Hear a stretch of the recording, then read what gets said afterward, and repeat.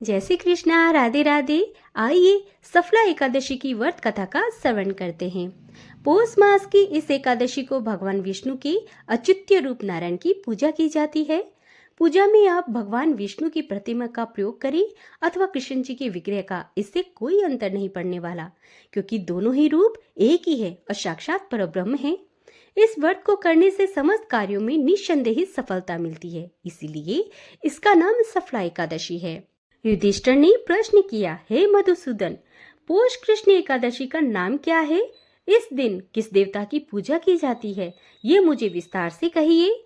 भगवान श्री कृष्ण कहने लगे, हे धर्मराज युधिष्ठिर, एकादशी व्रत से मैं जितना अधिक प्रश्न रहता हूँ, उतना अधिक दक्षिणा पाने वाले यज्ञ से भी प्रसन्न नहीं रहता।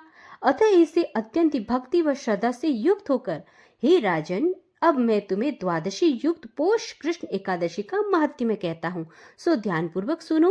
इस एकादशी का नाम सफला एकादशी है। इस एकादशी को भगवान नारायण की पूजा की जाती है। इस व्रत को विधि पूर्वक करना चाहिए, जिस प्रकार नागों में शेष नाग, पक्षियों में गरुड़, सब ग्रहों में चंद्रमा, यज्ञों में अश्वमेघ और देवताओं में भगवान विष्णु सर्वश्रेष्ठ है, उसी तरह सब व्रतों में एकादशी का व्रत भी सर्वश्रेष्ठ है। जो मनुष्य सदैव एकादशी का व्रत करते हैं वह मुझको परम प्रिय है। इस सफला एकादशी के व्रत की विधि इस प्रकार है। ऋतु के अनुसार ऋतु फल, नारियल, नींबू, नैवेद्य आदि 16 चीजों से भगवान नारायण की पूजा करें और रात्रि को जागरण करें। इस एकादशी के व्रत के समान यज्ञ, तीर्थ, दान, तप तथा और कोई दूसरा व्रत नहीं है। 5000 वर्ष तक तप करने से जो फल प्राप्त होता है, उससे भी अधिक सफला एकादशी का व्रत करने से मिल जाता है। हे राजन, अब आप इसकी कथा सुनिए। चंपावती नगरी में एक मत्स्यमान नाम का एक राजा राज्य करता था। उसके 4 पुत्र थे। उन सब में लुम्बक नाम का बड़ा पुत्र बड़ा ही महापापी था। वह सदा ही पर स्त्री तथा वैश्य गमन में अपने पिता का धन नष्ट किया करता था तथा देवता, ब्राह्मण और वैष्णवों की निंदा किया करता था। जब राजा को अपने बड़े पुत्र के ऐसे कुकर्मों का ज्ञात हुआ तो उसने अपने राज्य से उसको निकाल दिया। तब लुम्बक विचारने लगा कि अब मैं कहाँ जाऊं और क्या करूं। अंत में उसने चोरी करने का निश्चय किया। वह दिन में वन में रहता और रात को अपने पिता की नगरी में चोरी तथा अन्य कुकर्म किया करता था। वह वन में रहकर पशु आदि मारकर खा जाता था। राज्य कर्मचारी उसको इन कुकर्मों के कारण पकड़कर भी राजा के भय से छोड़ देते थे। उसी वन में एक अत्यंत विशाल पीपल का वृक्ष था, जो कि देवताओं के समान पूजा जाता था। उसी वृक्ष के नीचे लुम्पक रहता। कुछ समय पश्चात पौष कृष्ण पक्ष की दशमी के दिन वह वस्त्रहीन होने से शीत के कारण सारी रात सो न सका और उसके हाथ पैर अकड़ गए। वह रात्रि इसने बड़ी कठिनाई से व्यतीत की और सूर्योदय होने पर भी मूर्छित पड़ा रहा। मध्याह्न के समय सूर्य की गर्मी से उसकी मूर्छा दूर हुई तो होश में आकर वह गिरता पड़ता वन में भोजन की खोज में निकल गया, परंतु व्यथा के कारण जीवों को मारने में असमर्थ रहा। इस कारण वृक्षों से जो गिरे हुए फल थे उनको बीनकर अपने वृक्ष के नीचे ले आया।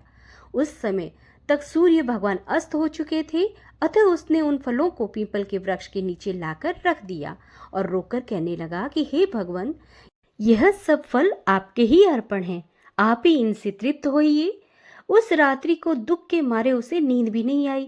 इस तरह उसका उपवास और जागरण से भगवान अत्यंत ही प्रसन्न हो गए और उसके सब पाप नष्ट हो गए। दूसरे दिन प्रातः समय में एक अति सुंदर घोड़ा अनेक सुंदर वस्तुओं से सजा हुआ उसके सामने आकर खड़ा हो गया और इसी समय आकाशवाणी हुई कि हे राज्यपुत्र, तुम श्री भगवान नारायण की कृपा से सब तेरे पाप नष्ट हो गए। अब तू अपने पिता के पास जाकर अपना राज्य प्राप्त कर सकते हो। आकाशवाणी सुनकर लुम्पक बड़ा प्रसन्न हुआ और दिव्य वस्त्र धारण करके भगवान की जय हो ऐसा कहकर अपने पिता के पास गया और उसने संपूर्ण कथा सुनाई।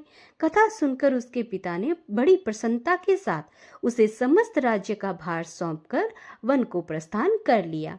अब लुम्पक शास्त्रों का अनुसार ही राज्य करने लगा। उसके स्त्री पुत्र सभी नारायण के परम भक्त हो गए तथा वृद्ध होने पर वह भी अपने पुत्र को राज्य का कार्यभार सौंपकर तपस्या करने के लिए वन को चला गया और अंत में बैकुंठ को प्राप्त हुआ। अतः जो मनुष्य भक्ति पूर्वक सफला एकादशी का व्रत करते हैं उनको अंत में मुक्ति मिलती है। जो मनुष्य इस सफला एकादशी का व्रत नहीं करते हैं वह पूंछ और सींगों से रहित पशु के समान है। इस सफला एकादशी के माध्यम को पढ़ने अथवा श्रवण करने से मनुष्य को अश्वमेघ यज्ञ का फल प्राप्त होता है। तो भक्तों, यहाँ पर सफला एकादशी की व्रत कथा का समापन होता है। हरे कृष्णा, राधे राधे। आप सभी को सफला एकादशी की व्रत की बहुत ही शुभकामनाएं। श्री कृष्ण गोविंदे हरे मुरारी, हे नाथे नारायण वासुदेवा। श्री कृष्ण गोविंदे हरे मुरारी, हे नाथे नारायण वासुदेवा। जय जय नारायण नारायण नारायण, लक्ष्मी नारायण नारायण नारायण। जय जय नारायण नारायण नारायण, स्वामी नारायण नारायण नारायण। हरे कृष्णा, राधे राधे।